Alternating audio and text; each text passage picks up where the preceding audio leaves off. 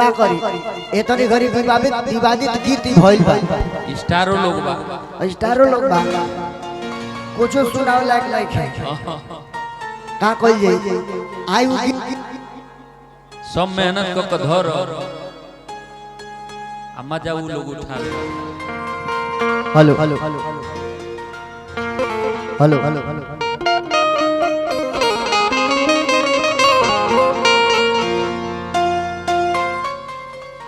अफसाना जी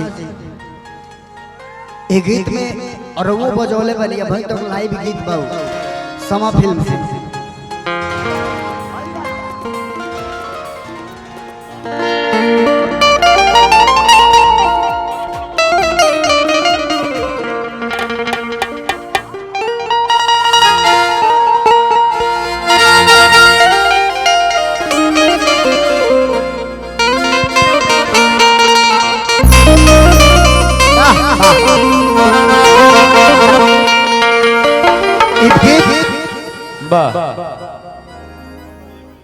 एगो औरत के भाव बा औरत ये कहत है कि राजा जी एगो ऐसन फर बा जो मुंह बा के रउए इंतजार करता और वहां होती तो करा के कटती पिटती काहे से हम घाम में ना जा सकेले पूरा बदन झूल जाते एगो देवर बाबू हो हमरा का परेशान कर दले बा सचिन तेंदुलकर बनता ग्राउंड में सुबेरे के निकलो सजिया के घरे आवता औरतिया कहतिया कैसे कहतिया हो आज किसी सीमा सुर पीटाने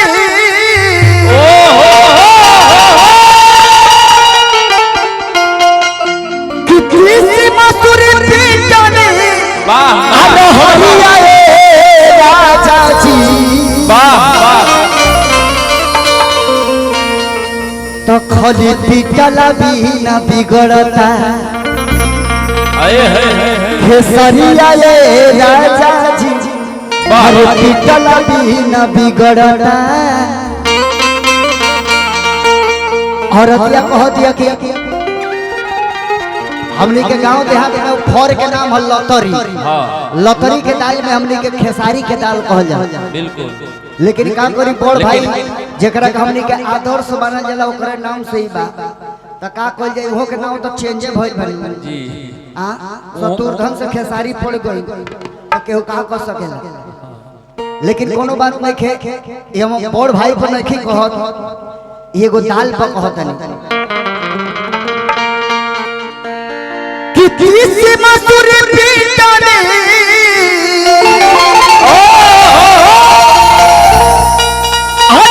किसी मसूर पीटने अरे होलिया ए राजा जी ए सगीर भैया तो खली पीटला भी न बिगड़ता के सहिया ए राजा जी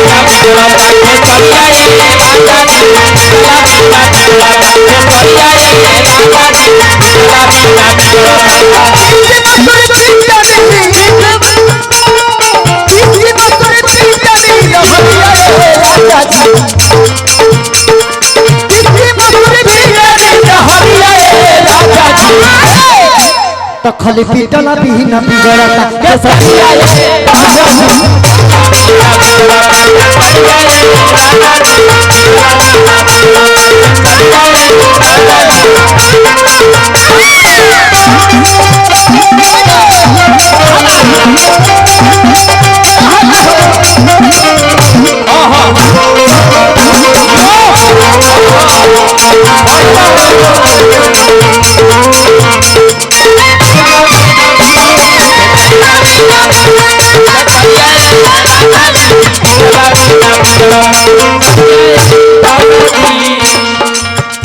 और कह दिया राजा जी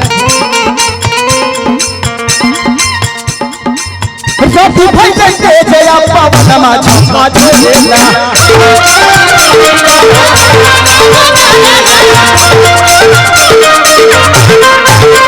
कहत रे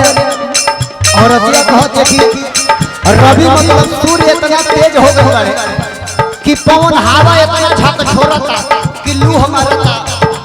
कैसे कह दिया कैसे हो विराट भाई अफसाना हो ये सब भैया हाँ रवि भाई लेके जया पवन का झोंका झोलेला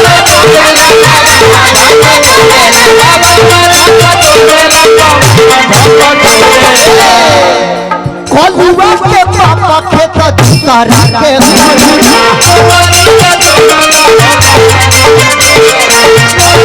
पूर्ति होता अजब गाड़ी किना था एन एच 28 को पता चलता एन एच 28 को है नु हाईवे हां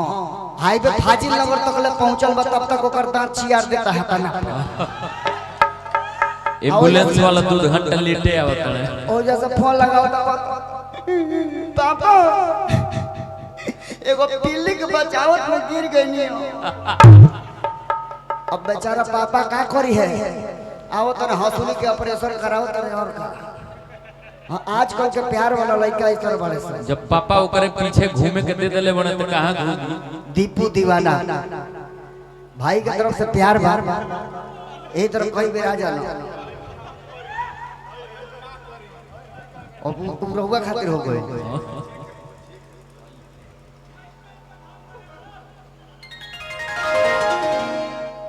आई